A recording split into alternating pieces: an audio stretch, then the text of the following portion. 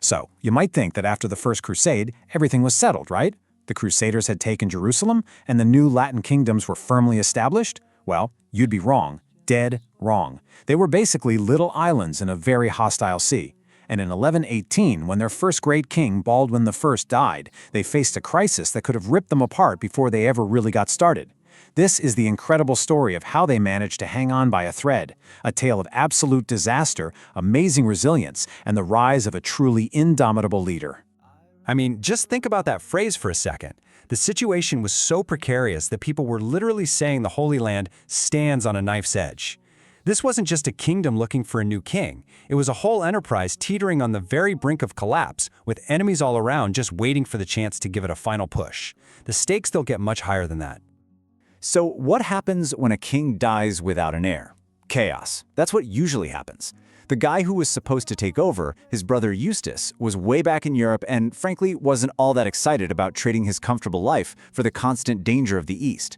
But with enemies at the gates, the barons in Jerusalem needed a leader, and they needed one yesterday. In the middle of all this uncertainty, one man, Jocelyn of Courtenay, stepped up and played kingmaker. He pointed to Baldwin I's cousin, Baldwin le Bourg, a tough, experienced veteran from the First Crusade. The barons jumped at the idea. Baldwin II was crowned, and just like that, they dodged a civil war and kept the Crusader states from falling apart. But look, there was absolutely no time to pop the champagne. King Baldwin II inherited a kingdom with a laundry list of immediate threats, and the first huge test of his reign wasn't going to come from Jerusalem, it was going to come from way up north, in the Principality of Antioch, where a truly devastating battle was about to go down. And the man behind this threat? A new power player on the scene named Najm ad-Din il-Ghazi. Now this guy wasn't just some local emir. He was a seriously formidable warlord who pulled off something huge. He united the powerful cities of Mardin and Aleppo. That created this massive unified force right on Antioch's doorstep, and it completely changed the strategic game. I want you to just let this number sink in for a second. 700. That was it. Antioch's entire field army was just 700 knights. And yet, its regent, a guy named Roger of Salerno, decided to bet the house. He marched out with this tiny force and their infantry support to go head-to-head with Il-Ghazi's much, much larger army. It was a massive gamble, and one born of pure impatience. You can almost feel the pressure, right? Roger's nobles were watching their lands get torched, and they were screaming at him to do something. The smart play was to wait for King Baldwin II to march up from Jerusalem with reinforcements. But Roger didn't listen. He decided to go it alone, a fateful decision that led his army right into a perfectly laid trap. And on June 28, 1119, Il-Ghazi sprung that trap. His forces moved under the cover of darkness, completely surrounded the Crusader camp, and when the sun came up, they attacked. It wasn't a battle, it was an annihilation. Roger of Salerno was killed, his army totally wiped out. The slaughter was so complete, so unbelievably horrific, that the battlefield earned this terrifying new name, Ager Sanguinis, the field of blood. So let's break down the aftermath. For Antioch, it was an absolute catastrophe. The principality was now leaderless and completely defenseless. For Il-Ghazi, well, he was now a living legend, his reputation soaring across the entire Muslim world. This wasn't just a battle lost. This was a blow that threatened to completely snuff out the Crusader presence in northern Syria forever. Okay, so things look about as bleak as they can get. It seems like it's all over. But this is where the story takes a sharp turn. This is where King Baldwin II steps onto the stage and shows everyone exactly why they picked him to be king. His response to this disaster was fast, it was decisive, and honestly, it was nothing short of heroic. Baldwin hears this catastrophic news, and what does he do? Does he panic? Does he despair? Nope. He rallies his own army in Jerusalem and force marches them north at a blistering pace. He gets to Antioch just in the nick of time, literally driving Il-Ghazi's raiders away from the city walls. He takes charge, restores order, and gets his combined forces ready for a showdown with the victor of the field of blood. But being a hands-on king in this era, it came with some serious risks. A few years later, in 1123, both Baldwin and his top lieutenant, Jocelyn, get ambushed and captured. But even that didn't break the kingdom. While Baldwin was locked up, Jocelyn pulled off a daring escape to go get help.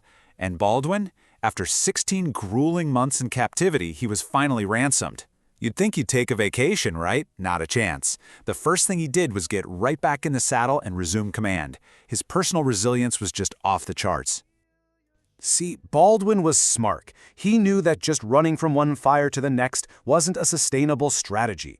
Winning battles was great, but to survive for the long haul, the kingdom itself had to change from the inside out.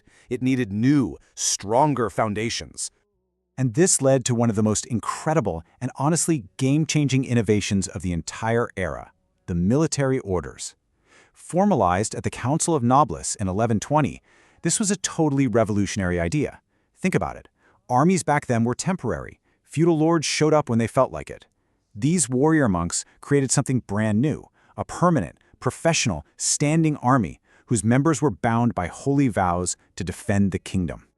And two of these orders became the stuff of legend. You've definitely heard of them. First, the Knights Hospitaller, who actually started out providing medical care to pilgrims before they picked up swords. And then, of course, the Knights Templar, who were founded for the specific purpose of protecting the dangerous roads to Jerusalem. These guys became the absolute backbone of the kingdom's defense. Disciplined, highly motivated, and always ready to fight. The other big weakness for the kingdom? No navy. The Franks were landlubbers, plain and simple. And to capture the last big coastal cities, they desperately needed a fleet. So while Baldwin was actually still in prison, his regents cut a deal with the biggest naval powerhouse around, Venice. The deal was this: Venice provides the ships and troops to help besiege the city of Tyre. In return, they get a third of the captured city and tax-free trading posts everywhere. It was a steep price to pay, but it worked. Tyre fell, and the kingdom finally controlled the entire coastline. All right, so all these pieces are now on the board. You've got Baldwin's iron-willed leadership, the new professional soldiers of the military orders, and the naval power of Venice. It was all building towards this one moment, a single, decisive battle that was going to be the ultimate payback for the disaster at the Field of Blood. And at first, the Battle of Azaz in 1125 looks like a terrible case of déjà vu. The Crusader army, led by Baldwin, is trapped, heavily outnumbered by a new Seljuk force, getting picked apart by arrows day after day, and they're running out of food. It looks like Ager Sanguinis all over again. But this time, the man in charge wasn't the impatient Roger of Salerno. It was the cunning Baldwin II. And instead of a reckless charge, he did something brilliant, something nobody expected. He ordered a retreat, but it was a fake. The Seljuk army, thinking the Franks were broken and running for their lives, took the bait. They broke their own formation and charged forward in a chaotic mess. And at that perfect moment, Baldwin halted his fresh troops, turned them around, and unleashed a crushing, perfectly timed charge right into the exhausted and scattered enemy. It was a masterstroke. I mean, just look at the difference here. The contrast is night and day. Ager Sanguinis was a catastrophic defeat born from impatience and arrogance. Azaz was a stunning victory, engineered by patient, brilliant leadership. With this one battle, Baldwin II completely flipped the script, secured the northern frontier, and finally avenged the ghosts of 1119. The kingdom of Jerusalem had clawed its way back from the brink. It had survived its darkest hour and had actually come out stronger. But here's the thing about golden ages. They don't last forever. And this one was built on the backs of a handful of truly exceptional people, the original generation of crusaders. And their time was running out. And then, it all came crashing down. And I mean fast.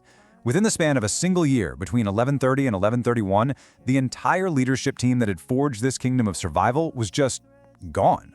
Boom. Bohemond II of Antioch is killed in battle. Boom. Jocelyn of Edessa, Baldwin's right-hand man, dies from his wounds. And then, the final blow. King Baldwin II, the savior of the kingdom, passes away. Just like that, the old guard was gone. And nature, as they say, abhors a vacuum. Into this massive leadership void steps a new and far more dangerous kind of enemy. A leader who would succeed where Ilghazi had failed by uniting the Muslim Near East with a singular, powerful purpose. His name was Imad ad-Din Zengi. This guy was a ruthless, brilliant, and incredibly ambitious Turkish warlord. He not only took his father's city of Aleppo, he united it with the powerhouse of Mosul, creating a true regional superpower. But his greatest weapon wasn't his army, it was an idea. Zengi was the first Muslim leader to effectively mobilize the powerful concept of jihad against the Crusader states, framing the conflict not just as a war for land, but as a holy war. King Baldwin II had performed a miracle, really. He'd pulled his kingdom back from the brink of total annihilation and forged it into something strong and resilient. But now, he and all his experienced comrades were in their graves. In their place stood a new, less tested generation, and they were facing a unified, ideologically driven enemy unlike anything seen before. The question now was, how long could their kingdom of survival possibly last?